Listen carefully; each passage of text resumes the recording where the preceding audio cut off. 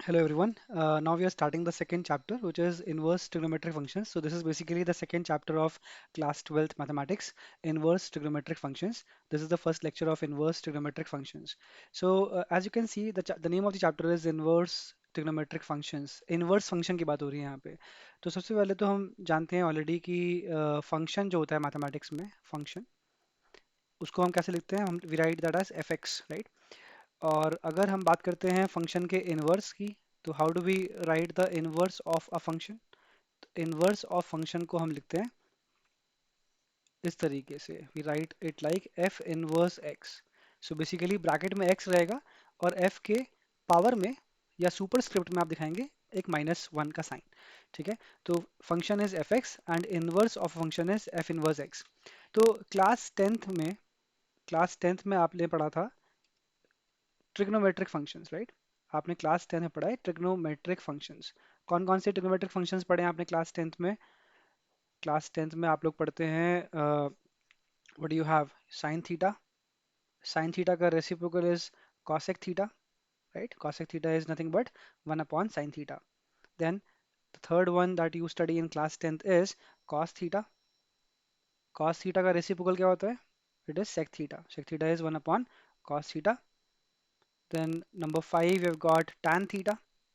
Tan theta is nothing but sin theta upon cos theta.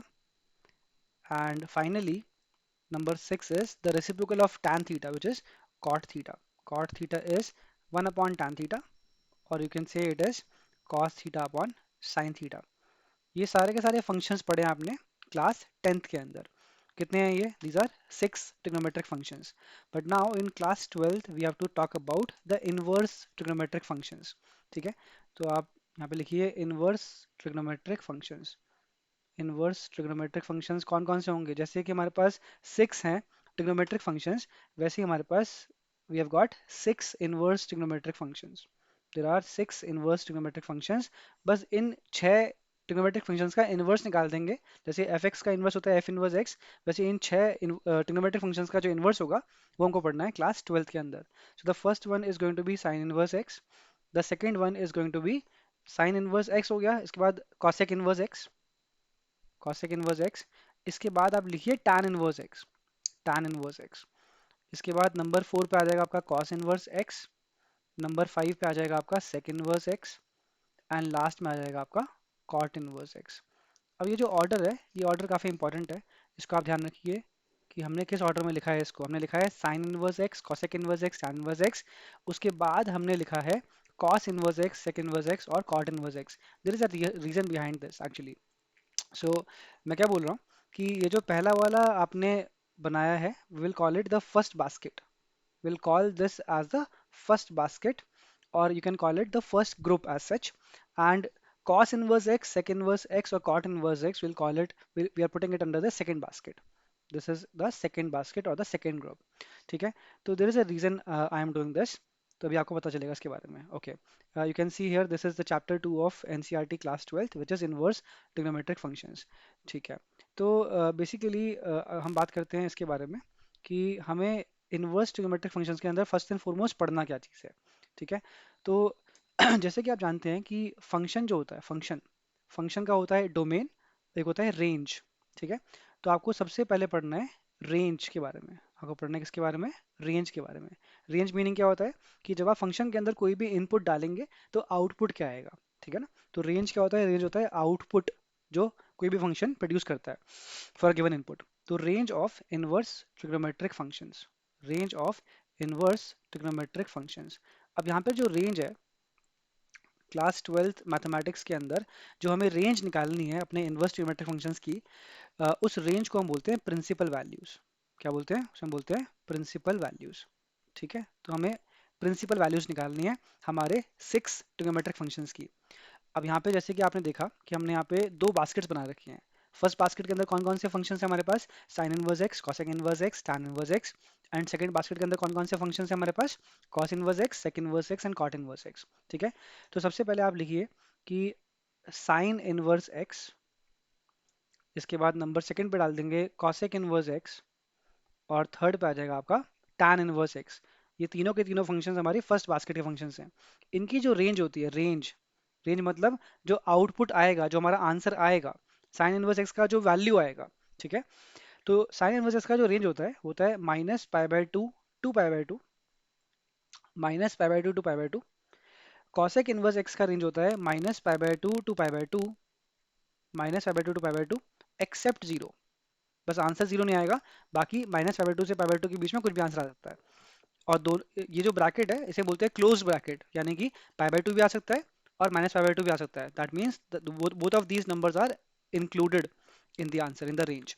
tan inverse x का जो range होता है that is minus pi by two to pi by two, but open intervals होते हैं यहाँ पर, यानी कि पाई बाय टू नहीं आ सकता and minus pi by two भी नहीं आ सकता। Both of these extreme values are excluded from the range, ठीक है। So this is the first basket. अब आपको समझ में आ रहा होगा कि इसको हमने फर्स्ट बास्केट में क्यों डाला है, क्योंकि आप देख पा रहे हैं कि एसेंशियली जो बाउंड्री वैल्यूज हैं, जो लोअर बाउंड है और जो अपर बाउंड है, इन तीनों का सेम है। क्या है वो? Minus pi by two and pi by two, ठीक है। तो it is very easy to remember it this way, अगर हम इसको इस तरीके से कैटेगराइज करते हैं, ठीक है। तो ये हमने रेंज लिखा, कौन कौन से फंक्शन का रेंज लिखा हमने, साइन इनवर्स एक्स का, कॉसेक इनवर्स एक्स का और टैन इनवर्स एक्स का।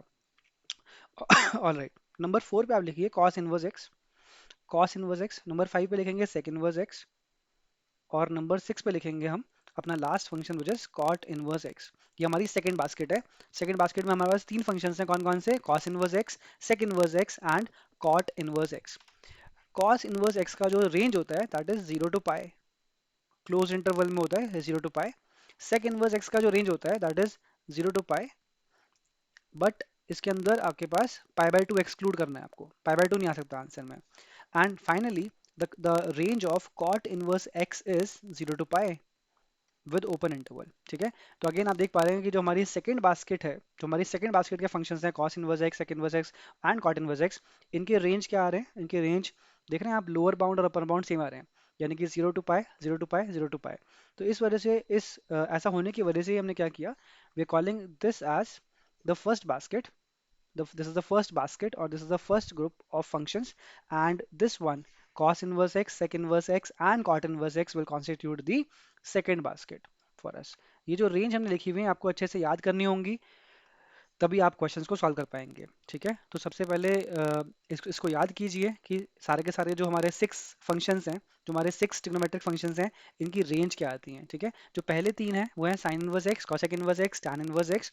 इनकी रेंज क्या आती है, माइनस पाई बाय टू से पाई बाय टू सबके अंदर आ रहा है, बस कॉसेक इनवर्स एक्स के अंदर जीरो को एक्सक्लूड करना है आपको, जीरो को हटा देना है। और टैन इनवर्स एक्स के अंदर ओपन इंटरवल्स लगे हुए हैं, यानी कि minus pi by two and pi by to के बीच में आएगा, वो दोनों वैल्यूज नहीं आ सकती। और जो हमारा सेकंड बास्केट है उसके अंदर कौन कौन से फंक्शन है हमारे पास, cos inverse x, sec inverse x, cot inverse x. इनके रेंज क्या आएंगे, जीरो टू पाई के बीच में आएंगे। कॉस इनवर्स एक्स और सेक इनवर्स एक्स के लिए जीरो और पाई दोनों आ सकते हैं, लेकिन यहाँ पे सेक इनवर्स एक्स में पाई बाय टू नहीं आ सकता। एंड कॉट इनवर्स एक्स के अंदर जीरो से पाई आएगा, लेकिन बाउंड्री वैल्यूज नहीं आएंगी, ठीक है। All right, now let me take a couple of examples to help you understand कि किस तरीके से हमें इनवर्स ट्रिग्नोमेट्रिक फंक्शंस पे वर्क करना होता है। ऑल राइट, तो let us understand by few examples now.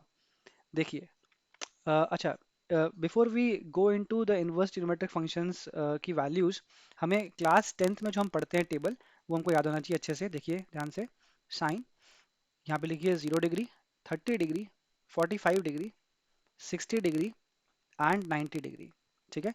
आपने क्लास टेंथ में पढ़ा था sine 0 degree is zero, sine 30 degree is how much, it is 1/2, sine 45 degree is 1/√2, sine 60 degree is √3/2, sine 90 degree is 1। It is expected as a class 12 student कि आपको ये values अच्छे से याद हों। अगर आपको ये याद नहीं है तो पहले आप क्लास टेंथ की इस टेबल को अच्छे से याद कीजिए, उसके बाद ही आप इस चैप्टर को कर पाएंगे। ऑल राइट, इसके बाद लिखिए cos, cos zero degree is 1, cos 30 degree is √3/2, cos 45 degree is 1/√2, cos 60 degree is 1/2 and cos 90 degree is 0। तो बेसिकली क्या हुआ कि इस वाली वैल्यूज का बिल्कुल रिवर्स ऑर्डर में आपने यहाँ पे लिख दिया है, देखा जाए तो, ठीक है। ऑलराइट, तो ये हो गया साइन का वैल्यूज हो गए, और ये हो गए हमारे cos थीटा के वैल्यूज। ऑलराइट, इसके बाद आता है tan। Now what is tan 0 degree, tan 0 degree is 0, tan 30 degree is 1/√3। ये कैसे आ रहे हैं, we just dividing this value by this value, क्योंकि tan थीटा क्या होता है, sine theta upon cos theta. तो 0/1 करेंगे 0 आ जाएगा, 1/2 अपॉन √3/2 करेंगे 1/√3 आ जाएगा। अगर इसको करेंगे इससे डिवाइड तो क्या आ जाएगा, tan 45 डिग्री आ जाएगा 1। अगर इसको करेंगे इससे डिवाइड तो tan 60 डिग्री आ जाएगा आपके पास √3। अगर 1 को करेंगे 0 से डिवाइड, देखिए मैथमेटिक्स में कभी भी अगर डिनोमिनेटर में 0 आ रहा है तो that becomes undefined, the fraction becomes undefined, तो हम बोलेंगे tan 90 डिग्री इज अनडिफाइंड, या फिर 1/0, या फिर हम बोलते हैं इसको infinity. It is also called infinity, क्योंकि infinity is an abstract idea, it is also undefined. All right, तो ये वैल्यूज हमारी क्लास 10th से आई हैं, इसमें क्लास 12th का कोई रोल नहीं है, ये आपको अच्छे से याद होनी चाहिए। अच्छा, इसके बाद एक और चीज़ ये है कि यहाँ पर ये जो 30 डिग्री, 45 डिग्री, 60 डिग्री, 90 डिग्री हैं, ये बेसिकली क्या है, ये एंगल्स हैं। एंगल की दो यूनिट्स होती हैं, ठीक है। तो आपके पास एंगल जो होता है, एंगल हैज़ टू यूनिट्स। कौन कौन सी यूनिट्स होती है एंगल की? एक तो आप देख ही रहे हैं कि एक तो है डिग्री, और दूसरी यूनिट क्या होती है एंगल की? दूसरी यूनिट होती है रेडियन, दूसरी यूनिट इज रेडियन, ठीक है। तो हमें पता होना चाहिए कि डिग्री और रेडियन में कैसे हम इंटर कन्वर्जन करते हैं। तो इसका एक शॉर्टकट मैं आपको बताता हूँ कि 180 डिग्री जो होता है, 180 डिग्री जो होता है पाई रेडियंस के बराबर। 180 degree is equal to how much? It is equal to pi radians. इसको आप कर दीजिए डिवाइड बाय 2। इसको अगर आप करेंगे डिवाइड बाय 2 बोथ साइड्स, तो क्या आ जाएगा? 90 डिग्री आ जाएगा पाई बाय 2 रेडियंस। जब भी हम रेडियंस की बात करते हैं तो रेडियन रेडियन आपको बार बार लिखना नहीं होता, ठीक है। तो 90 degree is equal to pi by 2 radians हो गया। इसको आप फिर से कर दीजिए डिवाइड बाय 2 बोथ साइड्स। अगर आप फिर से करेंगे इसको डिवाइड बाय 2 बोथ साइड्स, तो क्या आ जाएगा 45 degree is equal to pi by 4 radians. क्या आ जाएगा? 45 degree is equal to pi by 4 radians. ये वैल्यूज आपको बहुत अच्छे से आनी चाहिए। 180 degree is pi, 90 degree is pi by 2, 45 degree is pi by 4, ठीक है। अगर आप इस वाले इक्वेशन को करेंगे मल्टीप्लाई बाय 3, अगर आप इसको करेंगे मल्टीप्लाई बाय 3, तो क्या आ जाएगा आपके पास? देखिए ध्यान से, खुद से करिए और लिखिए कि कितना आ जाएगा आपके पास। अगर आप इसको करेंगे मल्टीप्लाई बाय 3, तो क्या आ जाएगा आपके पास? 45 इंटू 3 कितना होता है? होता है 135 डिग्री। तो 135 डिग्री आ जाएगा कितना? 3 पाई बाय 4, ठीक है। ये हो गया। तो बेसिकली आप देख रहे हैं कि हमारे पास जो बेसिक स्टैंडर्ड एंगल्स अवेलेबल हैं, उनकी मदद से उनको डिवाइड करके, उनको मल्टीप्लाई करके हम अलग अलग एंगल्स लिख पा रहे हैं, ठीक है। अब एक काम कीजिए, यहाँ पे लिखते हैं 90 डिग्री कितना होता है? 90 डिग्री होता है पाई बाय 2। इसको आप कर दीजिए डिवाइड बाय 3। इसको आप करेंगे डिवाइड बाय 3 बोथ साइड्स, तो कितना आ जाएगा? 30 degree is equal to pi by 6। कितना आ जाएगा? 30 degree is equal to pi by 6। अब ये जो आपके पास आया है रिजल्ट, इसको आप कर दीजिए multiply both sides by 2। Multiply both sides by 2, ठीक है। तो कितना आ जाएगा? ये आपके पास आ जाएगा 60 degree is equal to, 60 degree is equal to pi by 3। इसको कर दीजिए मल्टीप्लाई बोथ साइड्स बाय 2, तो कितना आ जाएगा आपके पास? इसको अगर आप करेंगे मल्टीप्लाई बोथ साइड्स बाय 2, तो आ जाएगा 120 degree is equal to 2 pi by 3। 120 degree is equal to 2 pi by 3। अब मुझे बताइए कि 150 डिग्री कितना होगा? 150 डिग्री रेडियंस में कितना होगा? तो बहुत ही सिंपल है, आपको हमेशा देखना है कि इनमें से, ये जो जितने भी आपके पास वैल्यूज लिखे हुए हैं, इनमें से किसका मल्टीपल हम बना सकते हैं 150 डिग्री को। तो क्या हम बोल सकते हैं कि 150 degree is equal to 5 into 30 degree? Of course बोल सकते हैं। तो हो जाएगा 5 इंटू 30 डिग्री होता है पाई बाय 6, तो यहाँ पे डाल देंगे पाई बाय 6। तो कितना आ गया? 150 डिग्री आ गया आपके पास 5 पाई बाय 6, ठीक है। थोड़ा सा इसको लिख लिख के प्रैक्टिस करेंगे तो आपको आपका हाथ बैठ जाएगा, आपको समझ में आ जाएगा। सिमिलरली बताइए कि 210 डिग्री कितना आएगा? 210 डिग्री, ये कुछ कॉमन एंगल्स में बता रहा हूँ आपको, जो कि आपको कॉमनली एनकाउंटर करेंगे आप ट्रिग्नोमेट्री और इनवर्स ट्रिग्नोमेट्री के क्वेश्चंस करते वक्त। तो 210 degree can be thought of as 7 into 30 degree, right. 210 degree we can think of 210 degree as 7 times 30 degree. तो 7 इंटू 30 डिग्री होता है पाई बाय 6, तो ये जाएगा आपके पास 7 पाई बाय 6। इसको आप ऐसे भी ब्रेक कर सकते हैं। 210 डिग्री को आप ऐसे भी लिख सकते हैं, देखिए ध्यान से। 210 degree is equal to 180 degree plus 30 degree. 210 degree is equal to 180 degree plus 30 degree. तो ये कितना हो जाएगा? ये हो जाएगा 210 degree is equal to pi, because 180 degree is pi radians and 30 degree is how much? It is pi by 6। तो यहाँ से आ जाएगा 7 पाई बाय 6, ठीक है। तो जैसा करना चाहें वैसा आप कर सकते हैं, आंसर आपका सेम ही आएगा, whichever way you want to do it, ठीक है। तो इस तरीके से हमने देखा कि किस तरीके से हम डिग्री से रेडियन में कन्वर्ट कर सकते हैं अपने एंगल्स को। चलिए, अभी हम इतना ही करते हैं इस वीडियो में, बाकी हम करते हैं continue in the next video. Thank you for watching, bye bye.